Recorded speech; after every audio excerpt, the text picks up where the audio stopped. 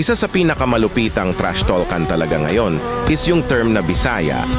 At madalas na nagsasabi nito ay ang mga Tagalog. Minsan pag hindi nakakasabay sa game, ang kasama nila sabihan agad na Bisaya, Probensyano o di kaya kung ano-anong masasakit na salita. Pinakamalala na sigurong na-encounter ko ay ang pinagta-trash talk buong Kabisayaan. Pinagsabihan ba naman kaming magsasaka, walang profession, at mahina daw ang mga Bisaya. Siguro tanggap ko kung ako lang ang tinrash talk nila. Okay lang, kasi sanay na ako pagsabihan ng masasakit na salita, pero ang hindi ko matanggap na dinamay lahat ng mga Bisaya. Tanggap ko na siguro na pagsabihan akong mahina.